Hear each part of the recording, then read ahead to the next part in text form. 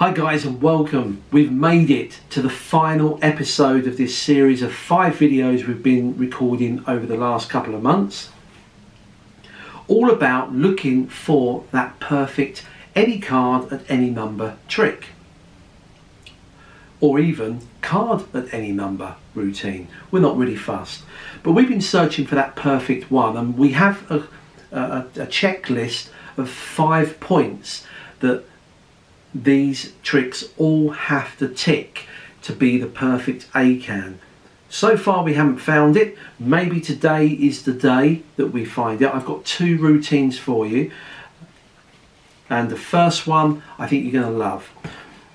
So let's get straight into the first routine. This is a card at any number routine, and it involves a wallet and a deck of cards. That's all that's required. Now in the wallet you introduce this and you say, in here I have a prediction, a premonition. Just one card and one card only. Trust me guys, there's just one card there. You leave that in full view. The spectator is welcome to put their hand on it or even sit on it if that's their pleasure. You then introduce the cards and they can stay in full view throughout the routine. And you ask them for a number. There's 52 cards. You're going to ask for a number between 1 and 52. Now they have a free choice, and you say to them, I'm going to click my fingers, make your mind a blank, and see lots of numbers floating in front of your face. I'm going to click my fingers a second time, and I want you to call out without hesitation any number that's in front of you. Are you ready? Make your mind a blank. See the numbers floating. Here we go. Now I could just call out a number, but you may think it's a pre-show setup that, just like most commercial routines, when they're advertised, they tend to give you the perfect scenario. I want to give you a totally random number that I couldn't possibly have set up beforehand, so you can see what the audience sees. So I'm going to shuffle the cards and just deal out a couple of cards. Okay, let's just pick out 2 cards. Let's have a look. Okay, I've got a 12 and a 3. That gives me 15. Oh, I'm always good at maths. 15. Okay, so that's the number the spectators called out. Now that is totally random. You grab the cards. You can even get the spectator to remove the cards. I'm going to take the cards out. There's nothing inside. And they can even deal them, so you don't have to deal with these. But the great thing about this is that they can deal them face up. Now you're going to get them to count to 15. 1, 2, 3, 4, 5, 6, 7, 8, 9, 10, 11, 12, 13, 14, 15. Now you can see that they've arrived at this one, which not a great card. It wouldn't do you much in poker, but it's a 5 of diamonds. But you could have had some of these cards here, or if I'd gone on, you could have had some of these. Remember, they deal the cards. There it is, your chosen card at position 15. I couldn't have known that, surely. But remember my prediction here all along. There it is there. Whoops. There it is there.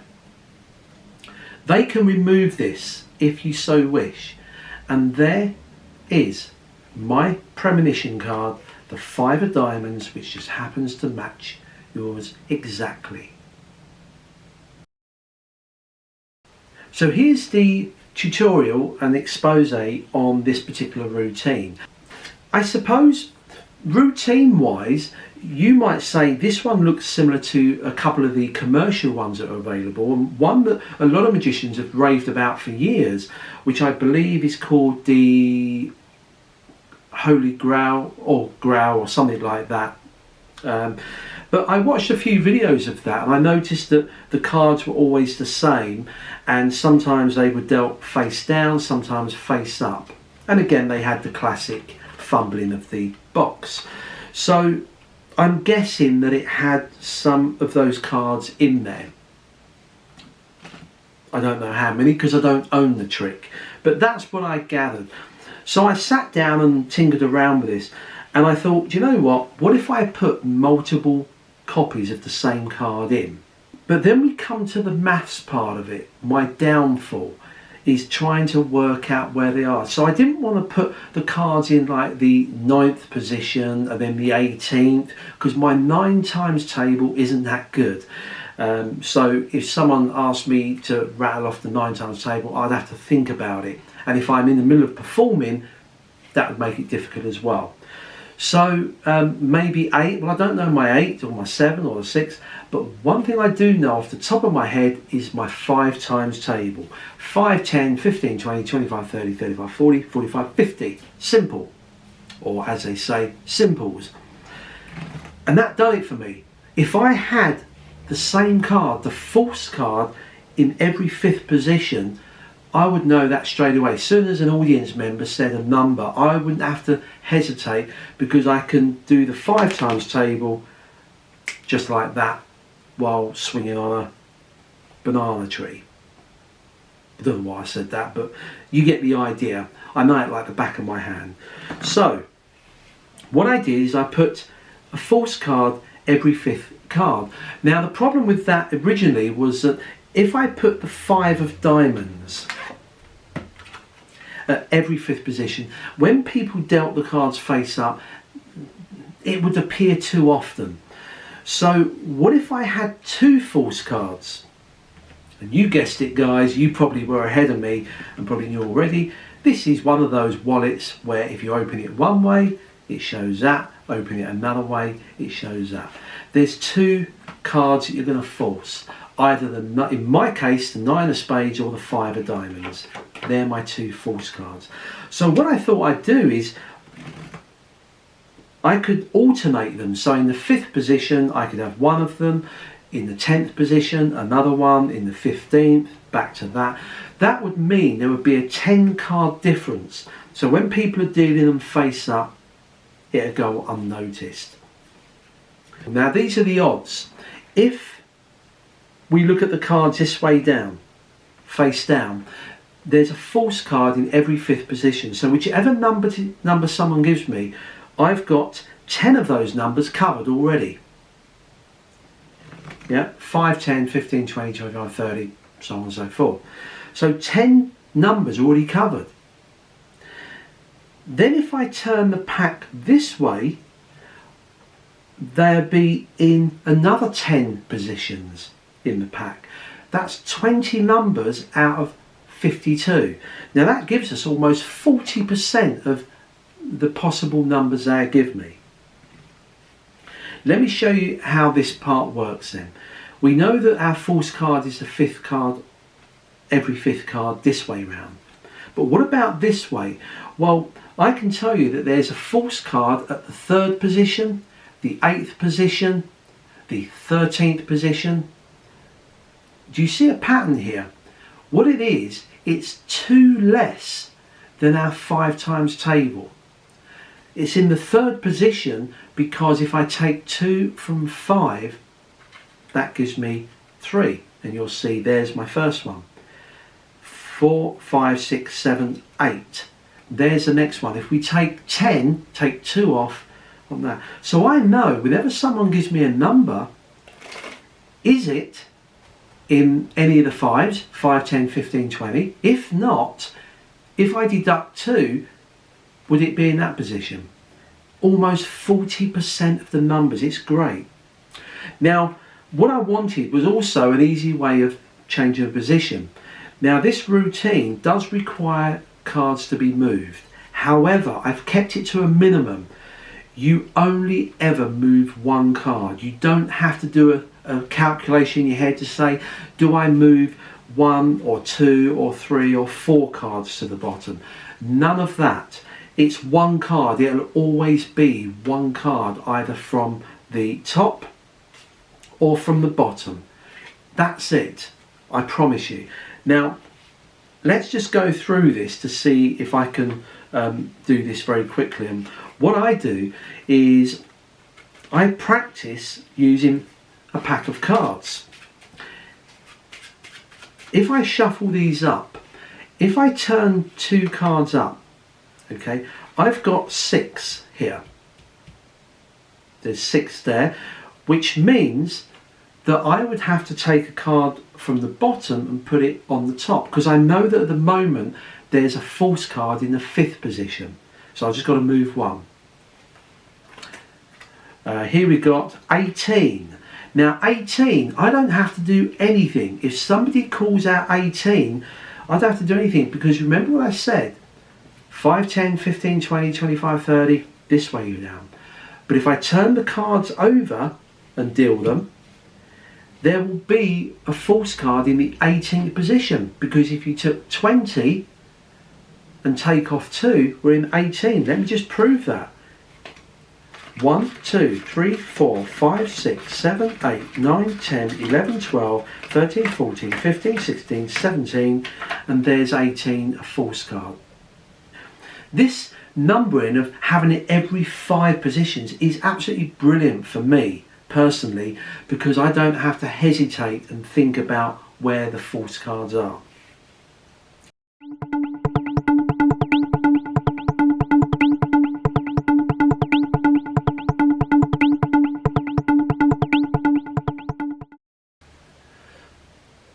So we come to the final routine in this series of Acaans, and the last trick is actually a genuine any card at any number, and it uses a couple of props. The all essential business card, always leave those on the table when you're doing table hopping. You get a lot of business from these, so we're going to use those in a moment. And you'll notice I've got a card case. Why? Because this trick uses 2 decks of playing cards. Simple as that. Okay, we'll come to those in a moment. You ask a spectator. Now, the great thing about this particular routine is that you can involve 1, 2, or even 3 people to help you. So this would be great not only for table hopping in a restaurant, but also on stage, so you get more people involved. So you introduce the first spectator and you say, what I'd like you to do is take one of my business cards, and let's take a pen, and I want you to write on the back the name of a person that I can possibly know. It could be a family member, it could be a relative, or it could be a work colleague, but a name that you're pretty sure I couldn't know. And what they'll do is they'll take this and they'll write the name down. Now I'm just going to pick a random name. Okay.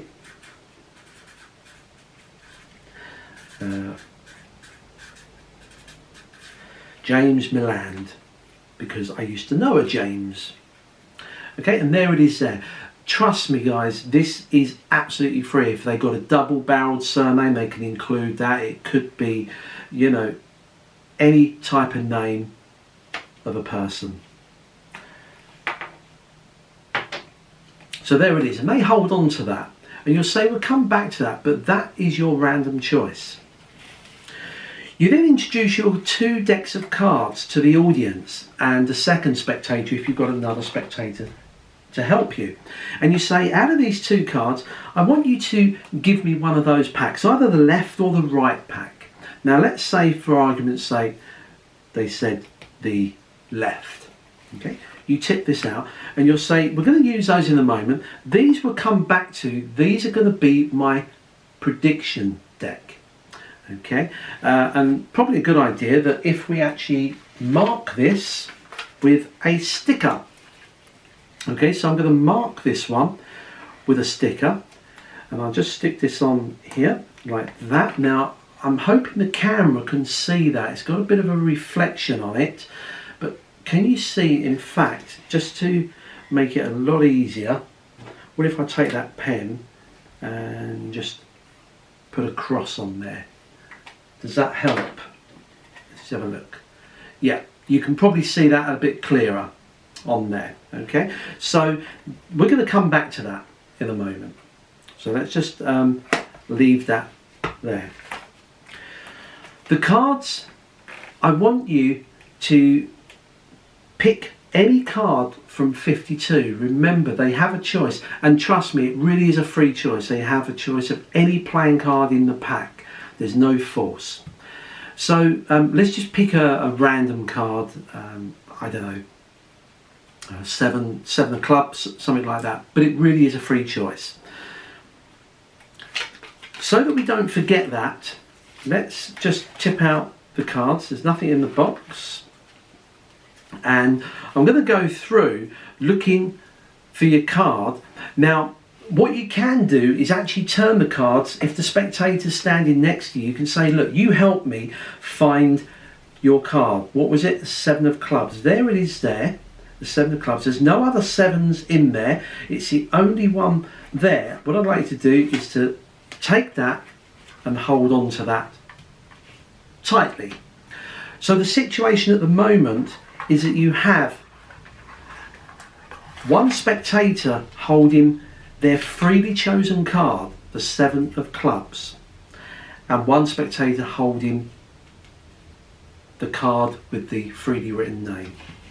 What you do is you return the cards to the box. The prediction cards are there.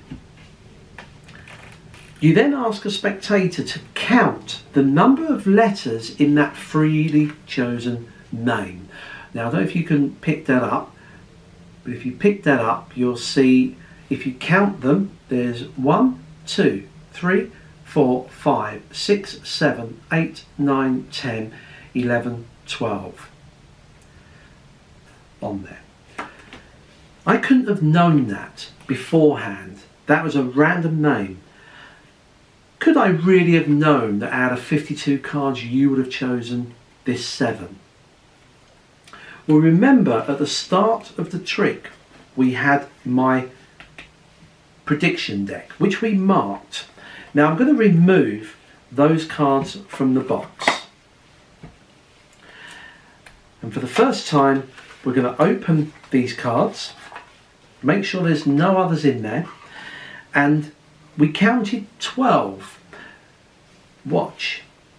1, 2, 3, 4, 5, 6, 7, 8, 9, 10, 11. There's the 12th card. It is the 7 of clubs. And you could have had other cards as well. You'll see that it's just a regular deck, and that could possibly be the perfect Acaan.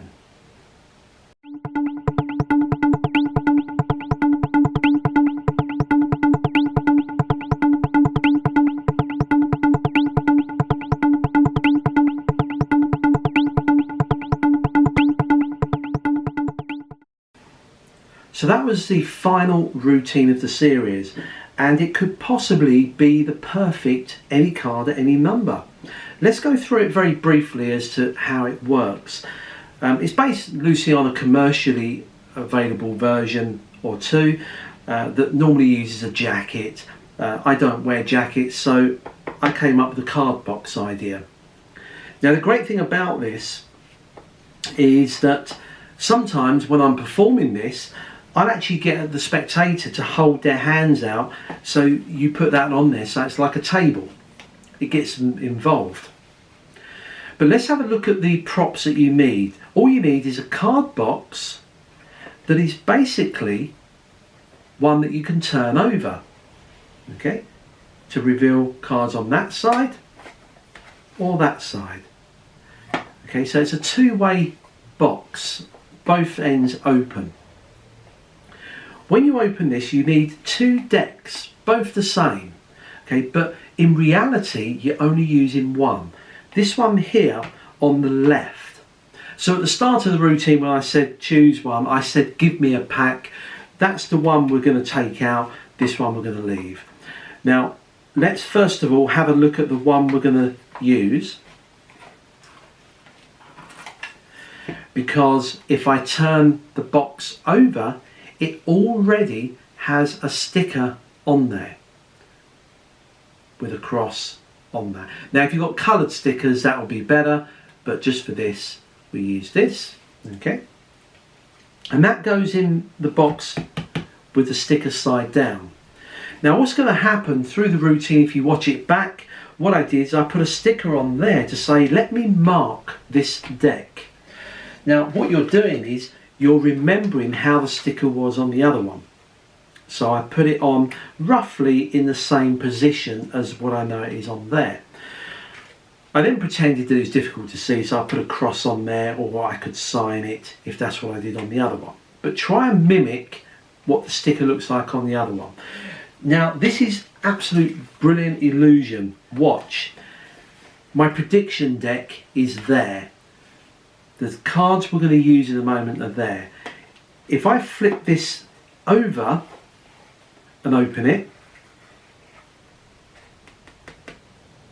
those cards are the ones that we just used there, but it looks like the marked cards. We never touch these cards. These cards never get used.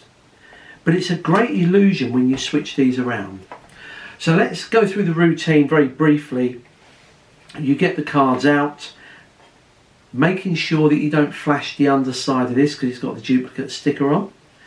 You close the box, well, you put a sticker on, you mark it and say that's my prediction deck. We'll come back to that. You tip the cards out, okay, and leave this on there.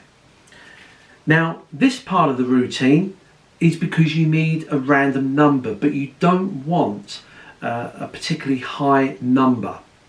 Okay, you want something less than half of 52. So if you get them to write their name, the commercially available routine gets them to write a birthday on there, but I get them to write a name. If they've got a double-barreled surname, that's great, but you're always going to have somewhere around 10, 15 characters. If they've got a long name, it might be up to 20, but you're not going to go far beyond 20, which will be fine for the trick. It makes it more interesting. So they write down a name on there. Okay. That gives you the random number that comes later. Now the deck. This is a special deck because it's made up of 26 and 26. There's 26 odd cards, 26 odd cards. What you've done, you've raided 2 decks of cards and put all the odd cards in. Now all the cards in here are exactly the same in here. Now you can see what the beauty of this trick is you're pre-setting the trick right in front of them. Let me show you what I mean. Let's say, for example, they choose a random number, a random card. Let's say the 7 of hearts. Okay, so before you remove the cards, they say the 7 of hearts, and we've got 12 characters there. Now, the idea is at this point, when you're getting the card, they don't know that you're going to use a random number derived from here. But what you do earlier on, when that person wrote that name, what you're doing is you're counting the number of characters that are in there. Now, I know there's 12 there, so I kept that in here. But the spectator doesn't know you're going to use that number yet. Write a name, hold on to that. Let's go through the cards. Now you said the 7 of hearts. Now what you do is you know there's going to be a 7 of hearts in the top half and the bottom half. And what you do is you keep the cards towards yourself, and what you're looking for is the first occurrence of their chosen card, the 7 of hearts. Now I've found it, it's here. There it is there, the 7 of hearts. What I do is from that point, because I've got that number 12 in my head, I begin to count 12 including this. So I go 1, 2, 3, 4, 5, 6, 7, 8, 9, 10, 11, 12, and I get a break. But I carry on going like this. So what you've actually got, you've now preloaded that 7 in the 12th position. So this is what it looks like. You go through the deck towards yourself, you find it and silently count 12 cards, and then as soon as you've done that, you turn the pack round and you say, can you see your card? And they can help you look for it. They say, there it is. You pull that up like that. I then take where the break is, this top half of the cards, and pull out that card and give it to them to hold. But when I return this pack, I don't put it back on the face, I put it underneath, square the cards up. The trick's done. you've loaded the other 7 in the 12th position. If this is a little bit confusing, just rewind the video and watch it again. I then return the cards to the box, being careful not to expose this side, which has got that duplicate sticker on. Okay, so you put these back. Now this is the beauty. You put this back in the box. You ask someone in the audience to hold the palm of their hand out to act as a table, and in doing so, you've got perfect misdirection just to flip this over. So as you put this on, you say, can you hold on to that?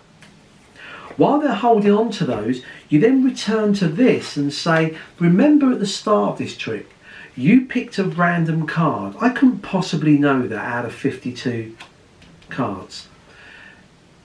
You also chose a random name that I couldn't possibly have known. What I'd like you to do is to count how many letters are in that name. They will then count out aloud, 12. So we're going to use that 12 with my prediction deck, my premonition deck. The lid is opened.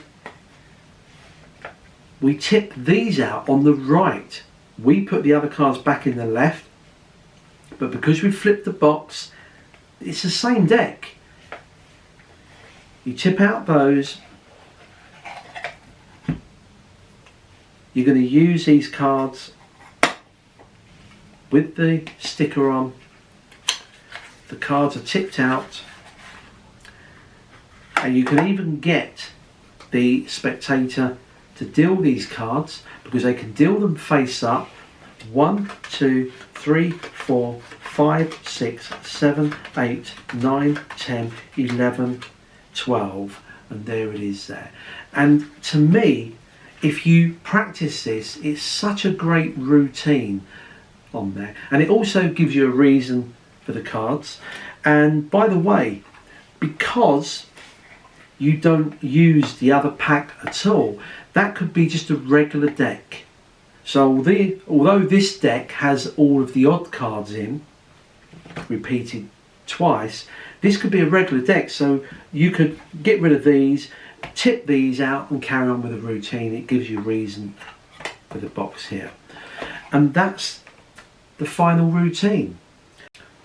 So that just about finishes up the series of 5 videos. Hopefully there's been a trick that you can use in your own series of routines when you're performing. We are going to do a conclusion video after this, so look out for that one. It should appear in a few days, and we'll have a quick overview of some of the tricks we've shown you over this series of 5 videos, and also some of the comments that you guys have added to add improvements to what I've shown you. So till then, don't forget to hit the subscribe button and like, and I'll see you very soon.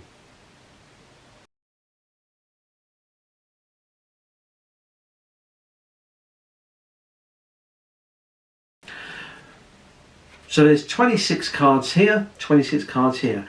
Now these are all odd cards. So when you ask them to give you a random card, 52 cards, how do you get them to choose an odd card? Well, first of all, there's more odd cards in a deck than there are even cards. So the chances are they will pick one. However, if they pick an even card, this could be made even stronger. Let's give you an example. Say if someone gave me the 8 of hearts. Now, because it's an even card, the 8, I've got to make it an odd. So I will then say, okay, so we started with you giving me this random card, the 8 of hearts. But to prove that there's no collusion here, I want someone else in the audience to choose a card either side. So you've got a choice of either the 9 or the 7 of hearts. Now how strong is that? That makes it even stronger, because now he not only chose a random card, which could have been anything, but now another member of the audience or the same spectator can use 2 different cards. He gets an absolute free choice, and really sell that. Say it's an absolute free choice, either one of those.